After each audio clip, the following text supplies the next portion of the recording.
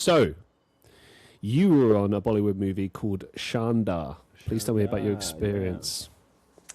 Well, it was a very brief walk-on role, but it turned out to be absolutely pivotal to the plot. So they couldn't cut me out.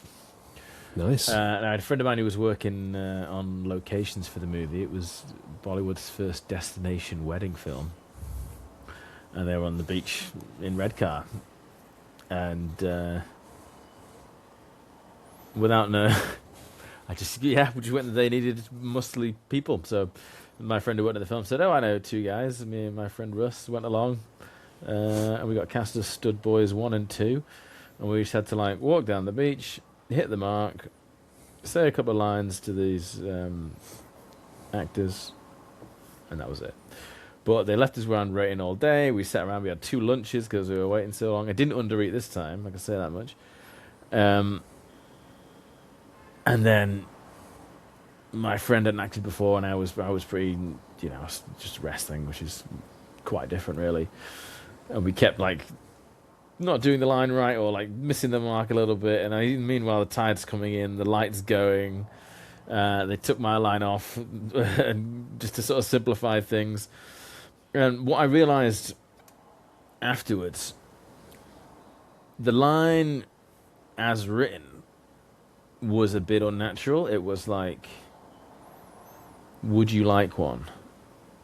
Right? These girls were sitting on the beach, and we had some mystery brownies and mystery mushrooms that we were walking down the beach with, and then we would give them some. Whole family has a hallucinatory trip setting up the second act of the film, whatever. But the line as written was would you like one, or something like that. And what I didn't have the confidence to do, because this was one of my first proper film sets that I'd been on, because it was all the whole Bollywood world. If we'd use something more natural, rather than reading the line just straightforward, would you like one? If we'd said something more how I'd actually say it, do you want one, or you fancy one of these? Something that actually fit a normal vernacular to us, that would have gone much better.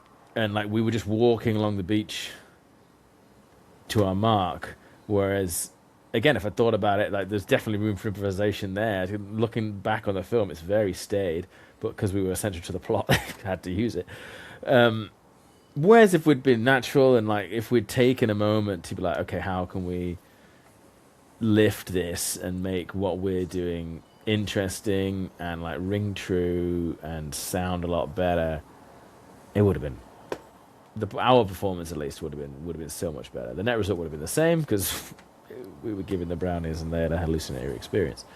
But yeah, that's something I wish I could do that again, because I would have done a lot more with it. Not blowing up my role, so to speak, but just sort of making what I had. I didn't have the confidence to say to the director, can I say it like this? And I'm sure he would have been yes, fine, good, that's better.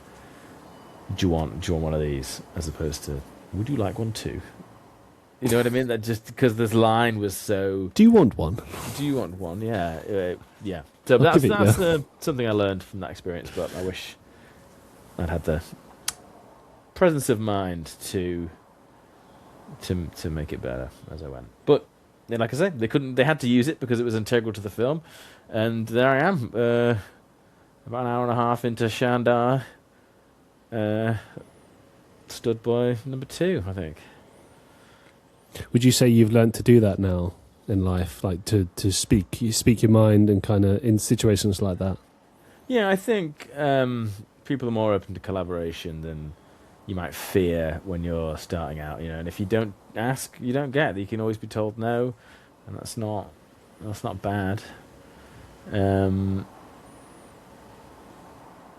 So I've not had a lot of many more lines in films or whatever, but yeah, I would definitely know to I think that's part of just being older. You're just more comfortable